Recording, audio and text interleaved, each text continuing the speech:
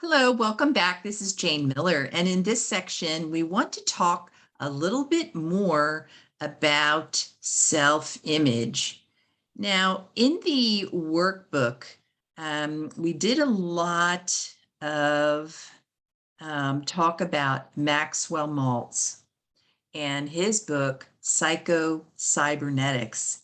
And interesting that he was a, cosmetic surgery reconstructive surgeon, plastic surgeon, we call that today. And he found an interesting thing is when he would work on a patient and did some surgery and maybe, improve the physical appearance or remove some sort of disfiguration on the person's face, sometimes there was not only a great change in the physical appearance of the patient, but there was a noticeable psychological improvement as well. But here's the key. Malt also found that sometimes he would do a fabulous job on the physical reconstruction, but it gave the person no increased psychological satisfaction at all. So that led him to think that really we have two images, don't we? At least we have the one that reflects back to us in the mirror, like some of these photos we're seeing here.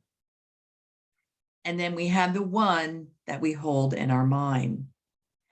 And we know that once our inner image changes, the world changes for us.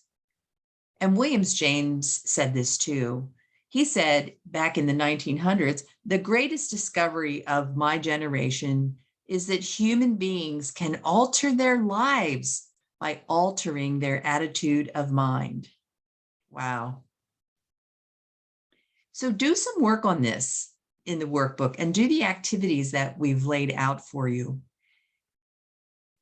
We have programmed into the deep recesses of our mind a perception of who we are, what we're worth. And that is often referred to as the inner self-image. It's really, though, a control mechanism, right? That determines what comes into our life and how well we do.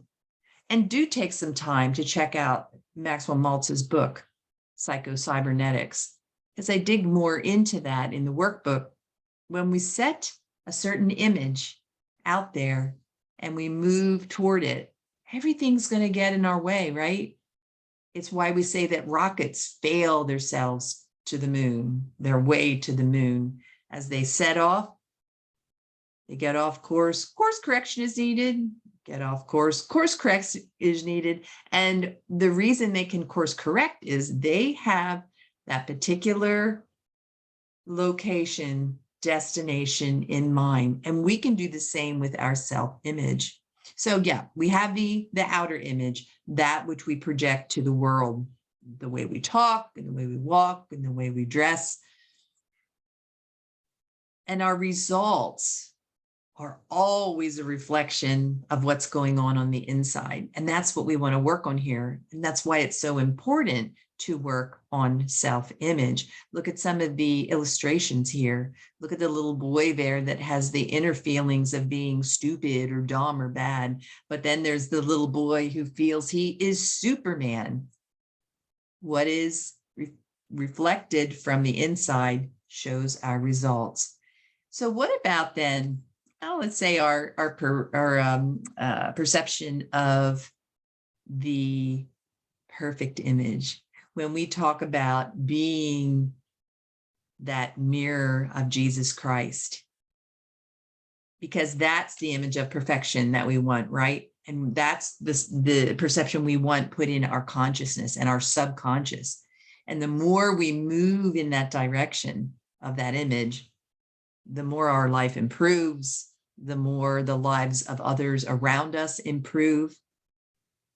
And then there'll be no end to the good that we can share and the light that we can share. So let's make sure the self-image that we have is the one that's mirroring Jesus Christ, just in these beautiful photos here. Now, think about business. Same thing, a team, or even in your church or community, a team operates with an image, just the same way that individuals do. So when a team chooses to improve their image, the only thing that results is better. So, and as we're part of teams, right? Remember that givers gain. So when we help each other, we help every member of the team with their self-image. We become more powerful and there's no competition. So they say that environment is but our looking glass. And that's what we're talking about here. What is that reflection in the mirror? Is it back here with maybe some of the not so good things, not smart enough, not talented enough, not good enough, this poor gal? Or is it something that says, I believe it's an inside job and God, as my reflection, will take me through?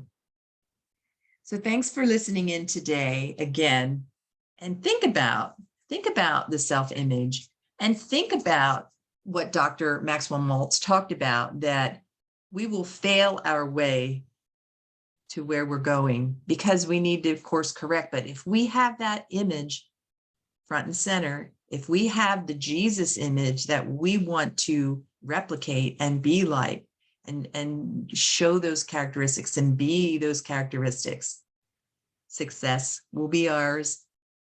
So that's what we have for today. And I look forward to talking to you in the next section. This is Jane Miller. God bless.